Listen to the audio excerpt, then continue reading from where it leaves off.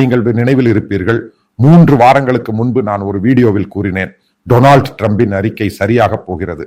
அதாவது காசாவில் இருந்து அங்குள்ள பலஸ்தீனியர்களையும் ஹமாஸின் ஆதரவாளர்களையும் முழுவதுமாக அகற்றுவார்கள். அதற்குள் 5 லட்சம் பேரை எகிப்துக்கு கொடுப்பார்கள், 5 லட்சம் பேரை ஜோர்டானுக்கு கொடுப்பார்கள். அது இங்கே பெரிய விவாதமாக இருந்தது. 2 நாடுகளும் வெளிப்படையாக அதை நிராகரித்தன. காரணம், அவர்கள் ஒப்புக்கொள்ள மாட்டார்கள். ஏத்னிக் கிளீன்சிங் நடக்காது. அரபு லீக்கும் அரபு நாடுகளும் ட்ரம்பின் இந்த யோசனையை எதிர்த்தன. ஐரோப்பிய நாடுகளும் எதிர்த்தன. பலர் அதை பற்றி கருத்து தெரிவித்தனர். நான் முதலில் ரிப்போர்ட் செய்த போது அந்த நேரத்தில் இன்டர்நேஷனல் மீடியா ரிப்போர்ட் செய்யவில்லை. அந்த நேரத்தில் அமெரிக்காவின் ஸ்பெஷல் என்வாய் இருந்தார், ஸ்டீபன் விட்காஃப். அவருடன் நெருக்கமான உறவு உள்ளது. ஒரு ஜேர்னலிஸ்டிடம் நான் கேட்டேன், ட்ரம்ப் இப்படி ஒரு விஷயம் சொன்ன பிறகு இது எவ்வளவு உண்மையாக இருக்கும் சாத்தியம் உள்ளது என்று. என்னுடைய நண்பர், அவர் ஃபைனான்சியல் டைம்ஸ்ல வந்து வேலை செய்கிறாரு. அவர் என்கிட்ட ஒரு விஷயம் சொன்னாரு, இது முழுமையாக இப்படி ஒரு அறிக்கையை ட்ரம்ப் கொடுத்தது இந்த 2 நாடுகளிடம் கேட்ட பிறகுதான் அவர்கள் இருவரும் ஒப்புக்கொண்டார்கள். 55 லட்சம் பேரை அவர்கள் எடுத்துக்கொள்வார்கள். அதற்கான பணத்தை அமெரிக்காவும் இஸ்ரேலும் மற்ற அரபு நாடுகள் கொடுத்தால் போதும். அவர்களை நாங்கள் ஒரு மூலையில் வைத்து விடுவோம்.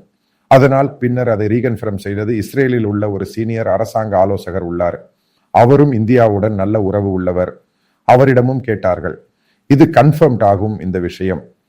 காரணம், இவை அனைத்தும் பேசிய பிறகுதான் ட்ரம்ப் இப்படி ஒரு அறிக்கை கொடுத்தாரு.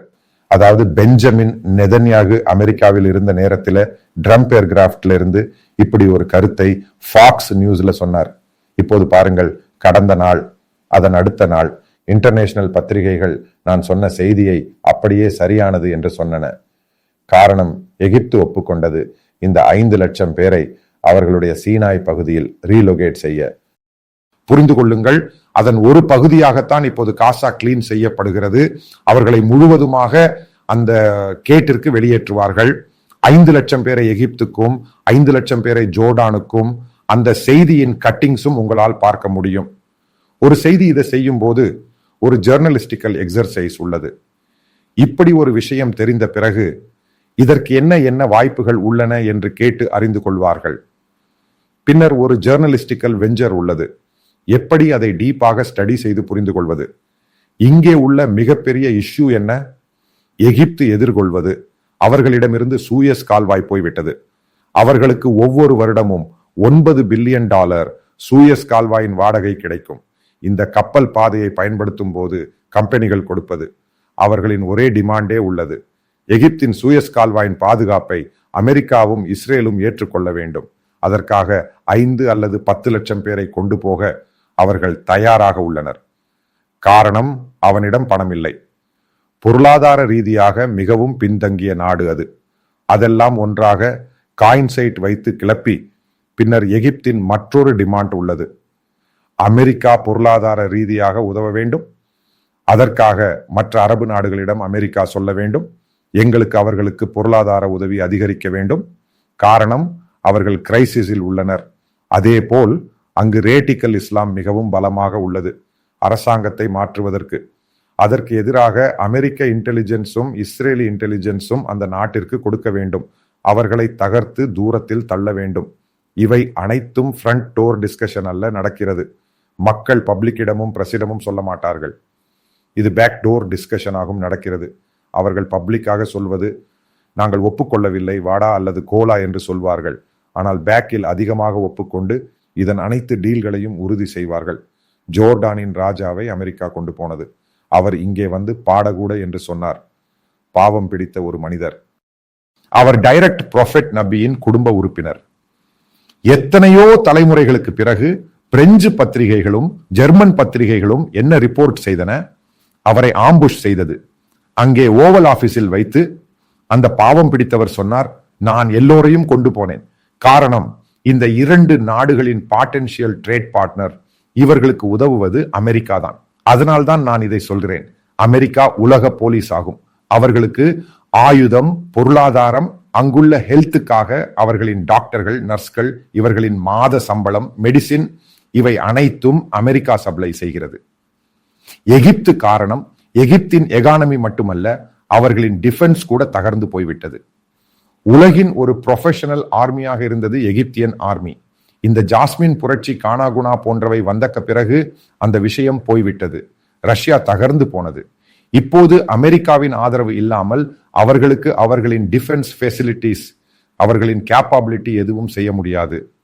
குறிப்பாக அருகிலுள்ள நாடுகளுடன் அல்ல, அங்குள்ள டெரரிஸ்டுகளுடன் அட்டாக் செய்ய ஆயுதங்கள் தேவை. அதற்காக அமெரிக்கா சப்போர்ட் செய்ய வேண்டும்.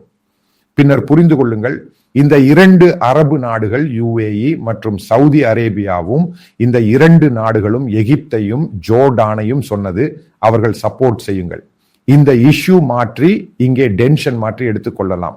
எகிப்தின் மற்றும் சவுதியின் மற்றும் UAE இவர்களின் ஒரே டிமாண்டே உள்ளது. ஜோர்டானின் மற்றொரு டிமாண்ட் உள்ளது.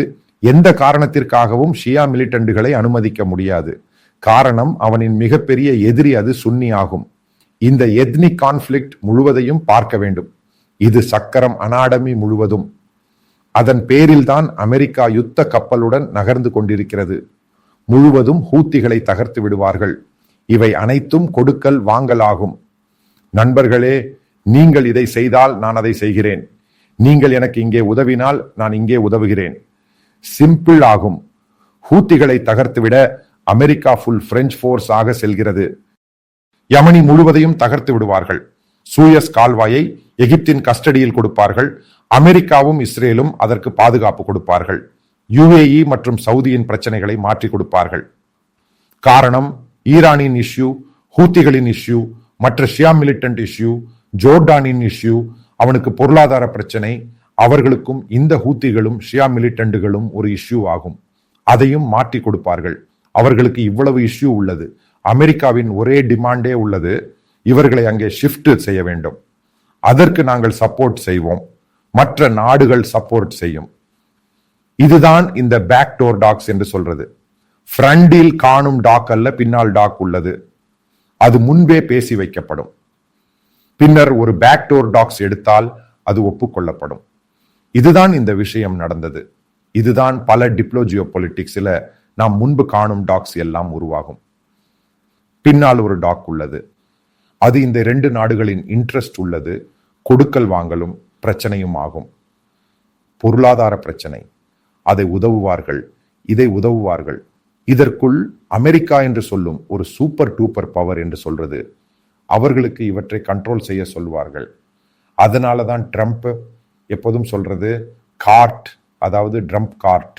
ட்ரம்ப் என்று சொல்லும் போது card is with us. Card என் கையில் உள்ளது. நான் எனக்கு பிடித்தபடி கார்ட் எறிவேன். அந்த கார்ட் தான் முடிவு செய்யும். இது ட்ரம்ப் பல முறை ஓவல் ஆபீஸில் வைத்து உக்ரைன் ஜனாதிபதி விளாடிமிர் லென்ஸ்கியிடம் சொன்னது. நீங்கள் பாருங்கள், இதுதான் சிம்பிள் ஜியோபொலிட்டிக்ஸ் என்று சொல்வது. அதாவது மீண்டும் மீண்டும் காசா கிளீனிங் தொடங்கியது. அப்போதே புரிந்து கொள்ள வேண்டும். இந்த 2 நாடுகள் நடந்தவர்களை ஏற்றுக்கொள்கின்றன. அதை முழுவதுமாக அமெரிக்கா ஏற்றுக்கொள்கிறது. அதை ஒரு பெரிய ஹப்பாக மாற்றுகிறது. அதை முழுவதுமாக சவுதியும் UAEயும் சப்போர்ட் செய்கின்றன. ஜோர்டானின், எகிப்தின் அவர்களின் பிரச்சனை மாற்றப்பட்டது. ஈரானை தூக்கி எறிகிறது. முழு பொறுப்பை அமெரிக்கா ஏற்றுக்கொள்கிறது. சிம்பிள் ஆகும். இதுதான் ஜியோ பொலிட்டிக்ஸில் நடக்கும்படி உண்மை விஷயங்கள் என்று சொல்றது. மீதி வெளியே காண்பது எல்லாம் இந்த காணும் மூடிவிடும் பீரும் இந்த சொல்லும் ஃபேஷியல் செய்து கொண்டு பரிபாடுகள் மட்டுமே. உண்மையான இஷ்யூ எல்லாம் முன்பே டிஸ்கஸ் செய்து அவர்கள் செட்டில் ஆக்குவார்கள். அதுதான் காசா இஷ்யூவுடன் இப்போதைய ஜோர்டானின் மற்றும் எகிப்தின் ஹூத்திகளின், ஈரானின் இஷ்யூ கம்ப்ளீட் ஆகி செட்டில்ட் ஆகி